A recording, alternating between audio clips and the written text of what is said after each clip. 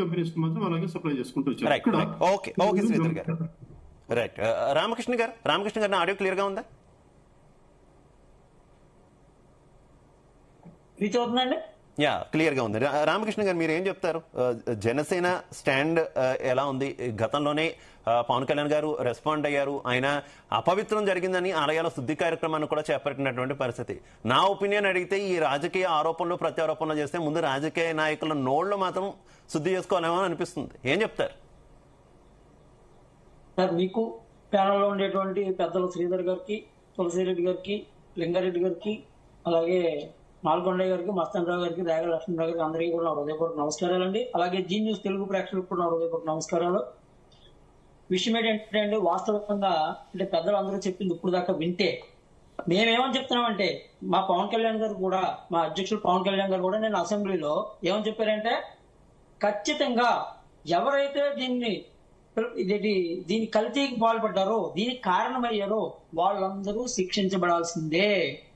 ఎందుకు అంటే హిందూ దేవాలయాలన్నా, హిందూ ఆచారాలన్నా ఎటువంటి కనీసం కూడా లెక్కలేనితనంతో కుట్రపూరితంగా సిబిఐ రిపోర్ట్ లో నివేదికలో ఉచ్చరించారండి. అక్కడ సిబిఐ నివేదిక ప్రకారం చెప్పింది ఏంటంటే, కానీ ఎవరు శిక్షించారు? రామకృష్ణ గారు కూటమి ప్రభుత్వం నిజంగా శిక్షిస్తుందా లేదంటే దేవుడి మీద వదిలేస్తారా?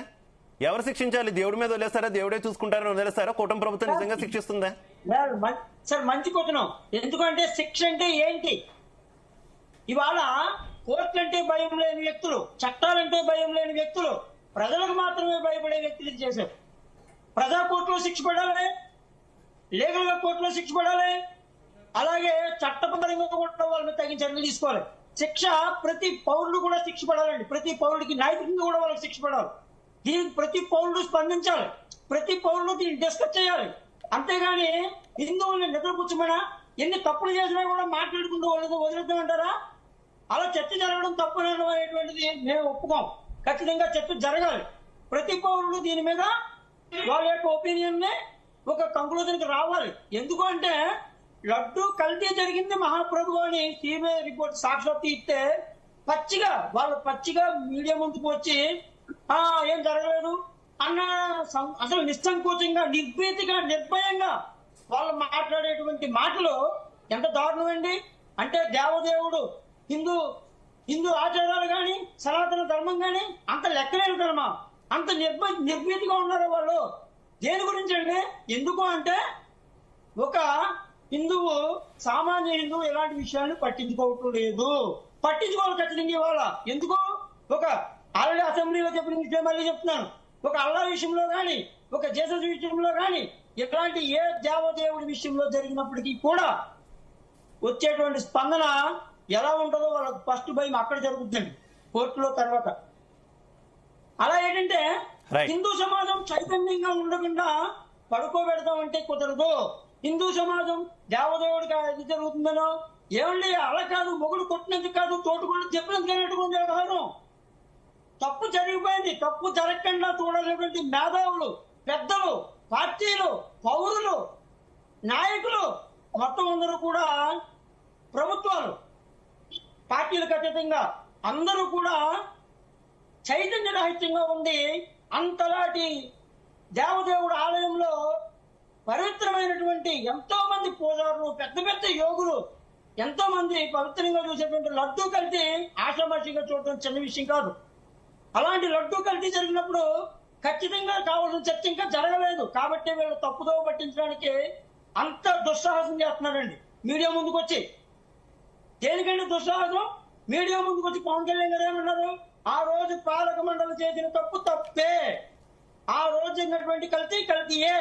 సిబిఐ చార్జ్ విషయంలో మేము కూడా దాని విషయంలో అక్కడ ఎవరైతే ఉన్నారో మేము దానికి క్షమాపణ చెప్తున్నాం, మా ప్రభుత్వం టైంలో జరిగింది కాబట్టి. ఇవన్నీ బాగానే ఉన్నాయి రామకృష్ణ గారు ఇవన్నీ బాగానే ఉన్నాయి. కానీ ఒక విషయం మీరు గతంలో ఈ వ్యవహారం జరిగిందని ఆరోపణ చేస్తున్నారు. ఎవరెవరు ఉన్నారో మొత్తం వారి మీద శిక్ష పడాలంటున్నారు. అధికారంలోకి వచ్చిన వెంటనే లడ్డూ కల్తీ జరిగిందని చెప్పి స్పష్టం చేశారు. కానీ అప్పుడు ఈఓగా పనిచేసిన సింగాల్ గారిని మళ్ళీ ఎందుకు కూటమి ప్రభుత్వం వచ్చాక తీసుకొచ్చారు? అంటే ఆయన ప్రమేయం ఉండే అవకాశం లేదా? ఇప్పుడు సిబిఐ ఇచ్చిన తర్వాత ఆయన్ని ఇక్కడ నుంచి పంపించినటువంటి పరిస్థితి కదా టీటీడీ ఈఓ కింద. అంటే మీరు కూడా రాజకీయ పునరావాసంగా బీజేపీ నుంచో ఎక్కడి నుంచో వచ్చినటువంటి ఒత్తిడికి లొంగారనే కదా?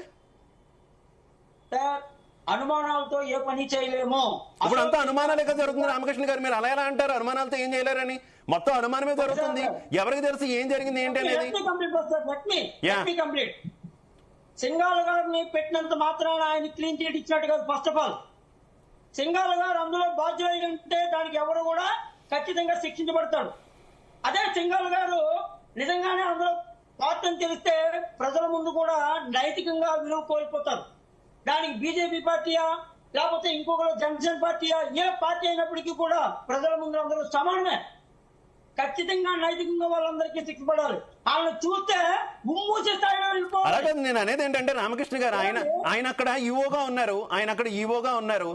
పైన ఉన్నటువంటి చైర్మన్ ని అనుమానిస్తున్నారు, కింద ఉన్నటువంటి అధికారులని అనుమానిస్తున్నారు. కానీ మధ్యలో ఉన్న ఈవోకి ఏం తెలియకుండా జరుగుతుందా? అటు బోర్డుకి ఇటు అధికారులకి మధ్యలో సమన్వయం చేసేది ఈవోనే కదా. ఆయన ఎలా తప్పించుకుంటారు? గతంలో ఉన్న ఈవోని మీరు మళ్ళీ ఏ రకంగా తీసుకొచ్చి పెడతారు? ఒక పక్క నెయ్యికి సంబంధించిన ఆరోపణలు జరుగుతున్నప్పుడు గతంలో ఈవోగా ఆయన హయాంలోనే కల్తీ జరిగిందనే ఆరోపణలు ఉన్నటువంటి ఈవోని తీసుకొచ్చి ప్రస్తుతం ఏ రకంగా పెడతారు? ఆయన సాక్ష్యాలు మార్చలేడా? ఆయన ఈ కేసు నీరుగార్చలేడా? నెవర్. ఎందుకు సాక్ష్యాలు మార్చగలరండి? ఇవాళ ప్రభుత్వం, సంస్థలు, కమిషన్లు, కమిటీలు అన్ని కూడా దేవదేవుడి యొక్క దాని మీద దృష్టి పెట్టి మరీ ఉన్నారు. మామూలుగా ఆరోపణ ప్రతి వ్యక్తి మీద కూడా ఏదో ఒక రకంగా ఆరోపించే అవకాశం ఉంది. కానీ ఆరోపణలు బేస్ చేసుకుని ఒక పని చేయడం అలాగే కాదు. పాలనాపరమైనటువంటి విషయాలకు వచ్చేటప్పటికి ఒక విషయం జరిగినప్పుడు ఒక విషయం బేస్ చేసుకుని మొత్తాన్ని తోసిపుచ్చే పని మనం ఎక్కడ చేయలేమండి. ఖచ్చితంగా ఎంతటి వ్యక్తులు అయినప్పటికీ కూడా సీఎం స్థాయిలో ఉన్న వ్యక్తులు శిక్షించబడినటువంటి వ్యక్తులు ఇవ్వండి. అకార్డింగ్ టు దాని ప్రకారం ఒక సీఎం స్థాయిలో ఉన్న వ్యక్తి, ఒక పిఎం స్థాయిలో ఉన్న వ్యక్తులే చట్టం ముందు నిన్ను కూడా విధించింది.